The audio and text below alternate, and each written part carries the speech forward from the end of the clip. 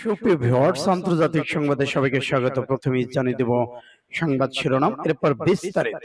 Hezbollah নেতা শাহাদাতের প্রতিক্রিয়া, ইসরায়েলের অভ্যন্তরে 2 শতাধিক রকেট হামলা। আরো জানিয়ে দেব হিজবুল্লাহ ড্রোন নিয়ে মহাচিন্তায় ইসরায়েল। আরো থাকছে নাগনো কারাবাগে কৌশলগত সামরিক মহড়া চালাবে ইরান ও আজারবাইজান। এবার ইয়েমেনে মার্কিন ইসরায়েলি গুপ্তচর নেটওয়ার্ক আবিষ্কার, ধ্বংসের পর হুতিদের প্রথম প্রতিক্রিয়া।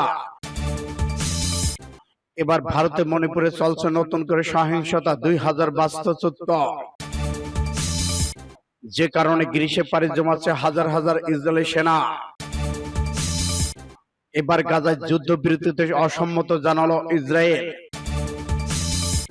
এবং সর্বশেষে জানিয়ে দেব ইসরায়েলের সঙ্গ দেয় কয়েকটি মার্কিন ঘাঁটিকে গুঁড়িয়ে দিল ইরান। এতক্ষণ শুনছিলেন সংবাদ শিরোনাম, এখন বিস্তারিত। তবে অনুরোধ থাকবে এই ভিডিওটিতে একটি লাইক দিন এবং কমেন্টস করে জানিয়ে দিন আপনি কোন জেলা থেকে বা কোথা থেকে আমাদের সাথে যুক্ত রয়েছেন। এবং ইসরায়েল ফিলিস্তিন যুদ্ধের সর্বশেষ গুরুত্বপূর্ণ আপডেট সংবাদ হাতে পেতে চ্যানেলটি সাবস্ক্রাইব করে আমাদের সঙ্গেই থাকুন। ধন্যবাদ। হিজবুল্লাহ নেতার শাহাদাতের প্রতিক্রিয়া, ইসরায়েলের অভ্যন্তরে 2 শতাধিক রকেট হামলা।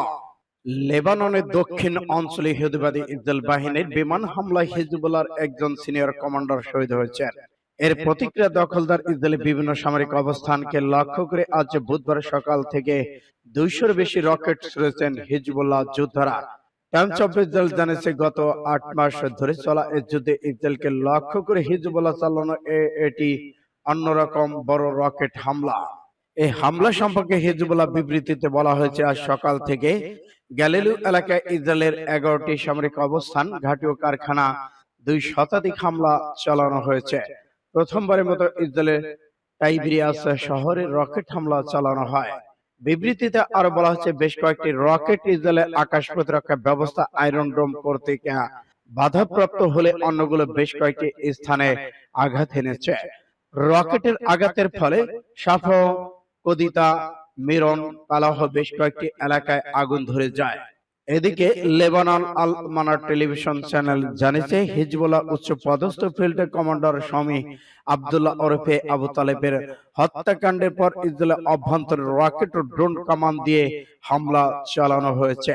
হিজবুল্লাহ তথ্যমতে লেবানন রাজধানী বৈরুতে দক্ষিণে অবস্থিত জওয়ারা শহরে একটি আবাসিক ভবনকে লক্ষ্য করে বিমান হামলা শামী আব্দুল্লাহ মোট 4 জন শহীদ হয়েছেন। সূত্র পাস টুডে। হিজবুল্লাহ ড্রোন নিয়ে মহাচিন্তায় ইসরায়েলের জন্য নিয়মিত হুমকি হয়ে দাঁড়িয়েছে লেবানন ভিত্তিক প্রতিরোধ আন্দোলন হিজবুল্লাহর আত্মঘাতী ড্রোনগুলো। গত 8 অক্টোবর থেকে তাদের বেশিরভাগ ড্রোন আটকাতে ব্যর্থ হয়েছে ইসরায়েলি বিমান প্রতিরক্ষা ব্যবস্থা। বাহিনী তাদের এই ব্যর্থতার কথা ইতিমধ্যে স্বীকার করেছে।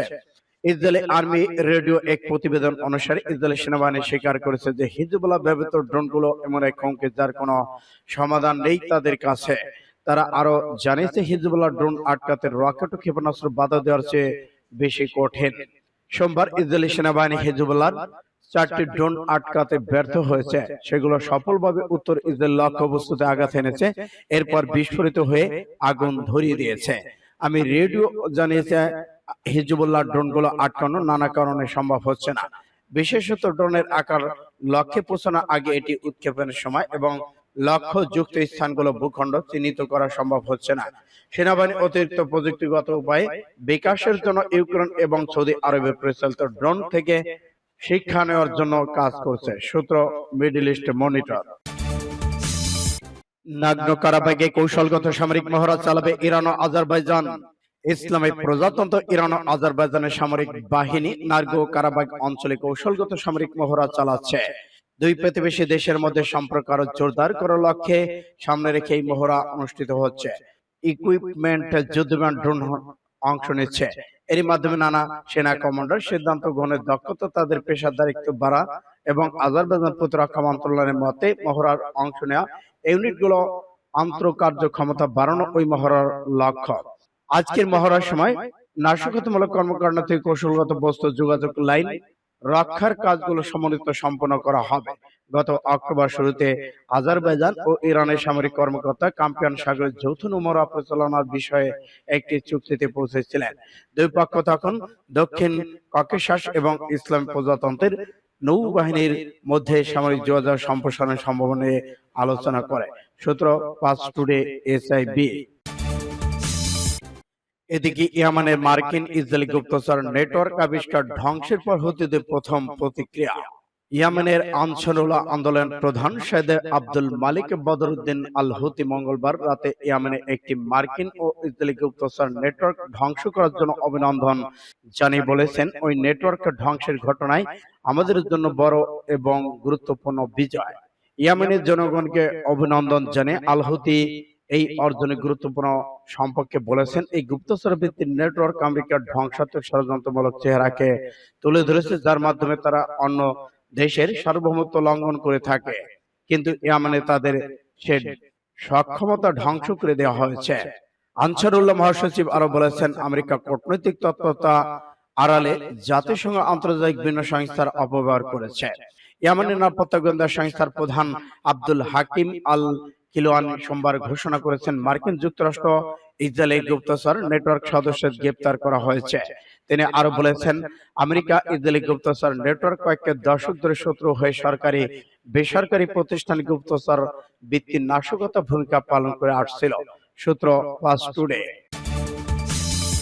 এদিকে ভারতের মণিপুরে চলছে ভয়াবহ সহিংসতায় 2000 বাস্তুচ্যুত। মণিপুরে নতুন করে সহিংসতায় 2000 লোক বাস্তুচ্যুত হয়েছে। ভারতের উত্তর পূর্ব রাজ্য মণিপুরে নতুন করে সহিংসতা দেখা দিয়েছে। এতে রাজ্যের জিবিরাম জেলা থেকে প্রায় 2000 মানুষ বাস্তুচ্যুত হয়েছে। এমন পরিস্থিতিতে প্রতিবেশী রাজ্য আসামের কাছাড় জেলা উচ্চ সতর্কতা জারি করেছে নিরাপত্তা বাহিনী। এক বছরে বেশি সময় ধরে অশান্ত ভারতের উত্তর পূর্বাঞ্চল রাজ্য মণিপুর নিজেদের বাড়িঘর ছেড়ে হারানোর এমন এসব মানুষের ঠাঁই হয়েছে পার্শ্ববর্তী রাজ্যে আসামের সাচার এলাকায়। জাতীয় সংবাদ মাধ্যম ইন্ডিয়ান এক্সপ্রেস জানিয়েছে, উদ্ধত পরিস্থিতি আসামের নিরাপত্তা বাহিনীকে সতর্ক অবস্থায় রাখা হয়েছে। পুলিশ জানিয়েছে, নিরাপত্তা ব্যবস্থা জোরদারের পাশাপাশি সেখানে বিশেষ কমান্ডো মোতায়েন করা হয়েছে। ইন্ডিয়া টাইমস জানিয়েছে, ঘটনার সূত্রপাত গত বছরের 3 মে কুকি ও মেহিতে গোষ্ঠীর মধ্যে জাতিগত সংঘাতকে কেন্দ্র করে উত্তপ্ত হয়ে উঠেছে মণিপুর। একের পর এক হত্যাকাণ্ডের খবর আসে। ঘর ছাড়া অসংখ্য মানুষ ও 2 নারীকে বিবস্ত্র করে ঘোরানো ভিডিও প্রকাশ্যে আসার পর ভারত জুড়ে তোলপাড় শুরু হয়েছে। এবার লোকসভা ভোটের পর নতুন করে উত্তপ্ত হয়ে ওঠে মণিপুর। মেতে জনগোষ্ঠী অভিযোগ, কুকিয়া এবং এই চাষিকে হত্যা করা হয়েছে। ওই ঘটনার পর কাকুয়া ধর্ষিত বিভিন্ন গ্রামে হামলার অভিযোগ ওঠে। সহিংসতা ছড়িয়ে পড়লে লোকজন এলাকা ছাড়তে শুরু করেছে। আসামের বিধানসভা সদস্য কৌশিক রায় জানিয়েছে, জিবিরাম জেলা থেকে সহস্রাধিক মানুষ সাঁচারে আশ্রয় নিয়েছে এবং সংখ্যা বেড়েই চলেছে। সূত্র ইন্ডিয়া টুডে। মুসলিম বিশ্বের কাছে চাপে পড়েছে ইসরায়েল। আতঙ্কে রয়েছে ইসরায়েল, যে কারণে হামাসের আল-আকসা তুফান অভিযান শুরু হওয়ার পর হাজার হাজার ইহুদি ইসরায়েল থেকে পালিয়ে গ্রিসে যাচ্ছে। সেখানে স্থায়ী বসবাসের ঘটনা অনেক বেড়ে গেছে বলে হিব্রু ভাষার একটি সংবাদ মাধ্যম জানিয়েছে। সম্প্রতি ডিমার্কার নামে ওই সংবাদ মাধ্যমটি হার্য পত্রিকায় অর্থনৈতিক খবরে উদ্ধৃতি দিয়ে গ্রিসে ইসরায়েলের অভিভাবন সম্পর্কিত এই নতুন তথ্য প্রকাশ করেছেন। এছাড়া ইরানের বার্তা সংস্থা তাসনিম হিব্রু ভাষার এক প্রতিবেদনে বলা হয়েছে, হাজার হাজার ইসরায়েলি পরিবার তখন গ্রিসকে তাদের অস্থায়ী এবং স্থায়ী আশ্রয় হিসেবে বেছে নিয়েছেন। আর এই ব্যাপক সংখ্যা ইসরায়েলি গ্রিসে পাড়ি জমানোর কারণে সেখানে অ্যাপার্টমেন্ট কেনার চাহিদা ব্যাপকভাবে বেড়ে গেছে। চাহিদার তুলনায় অবসানের পরিমাণ কম থাকায় বাড়ি ভাড়া অনেক বেড়ে গেছে।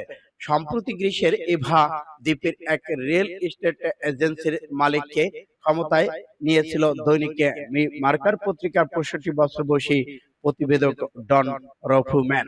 বর্তমান অবস্থার প্রেক্ষাপটে যুদ্ধবিরতি মানতে নারাজ ইসরায়েল, যে কারণে ইসরায়েলি বসতি ছেড়ে হাজার হাজার মানুষ পালাচ্ছে এবং অন্য জায়গায় আশ্রয় নিচ্ছে। সব বিষয়ে ইসরায়েলি সাংবাদিক ডন রফম্যান বলেছেন, একটি এজেন্সির কয়েকটি ক্যাফে গ্রিক মালিককে তার ইসরায়েলি বন্ধুদের সম্পর্কে জিজ্ঞাসা করা হলে অনেকেই বলছে ইসরায়েল রাষ্ট্র বর্তমান নিরাপদ নয়, যে কারণে জনবসতি ছেড়ে ইসরায়েল বিভিন্ন জায়গায় আশ্রয় খুঁজছে। সূত্র ইন্ডিয়া টুডে। গাজায় যুদ্ধবিরতিতে অসম্মত ইসরায়েল। এবার গাজার যুদ্ধবিরতিতে অসম্মতি আবারও জানিয়েছে ইসরায়েল। মার্কিন যুক্তরাষ্ট্রের প্রেসিডেন্ট জো বাইডেন ঘোষিত একটি যুদ্ধবিরতির প্রস্তাব জাতিসংঘ নিরাপত্তা পরিষদের সর্বসম্মতিক্রমে পাশ হওয়ার পর ইসরায়েল ও হামাসের প্রতিক্রিয়া দিকে তাকিয়ে আসছে যুক্তরাষ্ট্র। ফিলিস্তিনের সশস্ত্র সংগঠনটি বলছে তারা চুক্তিটিকে ইতিবাচক হিসেবে দেখেছে, এ নিয়ে তারা এগোতে চায়, কিন্তু ইসরায়েলকে অবশ্যই স্থায়ী যুদ্ধবিরতিতে সম্মত হতে হবে। ইসরায়েল সরকার এ নিয়ে কোনো মন্তব্য করেন, তবে নাম প্রকাশে অনিচ্ছুক একটি সূত্রে বরাত দিয়ে বিবিসি জানায় ইসরায়েল চুক্তিতে সম্মত নয়। এই অবস্থায় বুধবার মার্কিন পররাষ্ট্রমন্ত্রী অ্যান্টনি ব্লিংকেন কাতারে পৌঁছান। হামাস ও ইসরায়েলের মধ্যে মধ্যস্থতাকারী ভূমিকায় কাতারের পাশাপাশি যুক্তরাষ্ট্র ও মিশর রয়েছেন। সেখানে কাতার প্রধানমন্ত্রী শেখ মোহাম্মদ বিন আব্দুল্লাহ রহমান বিন জসিম আল থানির সঙ্গে বৈঠক করেছেন। পরে সংবাদ সম্মেলনে এসে কাতার প্রধানমন্ত্রী ফিলিস্তিন বিষয়ে স্থায়ী সমাধানের কথা বলেছেন। এদিকে দ্য গার্ডিয়ান লিখেছে, জাতিসংঘ কমিশন এক প্রতিবেদনে যুদ্ধাপরাধ সংগঠনের জন্য হামাস ও ইসরায়েল উভয়কে দায়ী করেছেন। গত বুধবার 7 অক্টোবর থেকে 31 ডিসেম্বর পর্যন্ত বিবেচনা করা হয়েছে। ভুক্তভোগী প্রত্যক্ষদর্শীকৃত উপগ্রস্ত স্বাস্থ্য সেবা তথ্যের ভিত্তিতে এই প্রতিবেদন পেশ করা হয়েছে। সূত্র পাস টুডে। ইসরায়েলের সঙ্গ দেওয়া কয়েকটি মার্কিন ঘাঁটি রাতে গুঁড়িয়ে দিল ইরান। এবার ইসরায়েলের সঙ্গ দেওয়া কয়েকটি মার্কিন ঘাঁটিকে গুঁড়িয়ে দিয়েছে ইরান। আরো সতর্কতা বাণী উচ্চারণ করেছেন, মার্কিন ঘাঁটিকে সঙ্গ দিলে, ইসরায়েলের সঙ্গ দিলে সেই ঘাঁটিগুলো উড়িয়ে দেওয়া হবে বলে জানিয়েছে ইরান।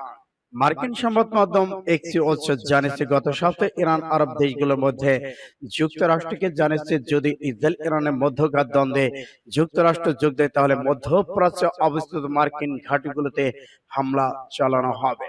এপ্রিলের শুরুতে সিরিয়ার রাজধানী দামেস্কে ইরানের কনসুলেটে হামলা চালায় ইসরায়েল। এতে 7 সদস্য নিহতের পর প্রতিশোধের আগুনে জ্বলছে ইরান। বেশ কয়েকবার পাল্টা হামলা হুঁশিয়ারি দেয় রাইসি প্রশাসন।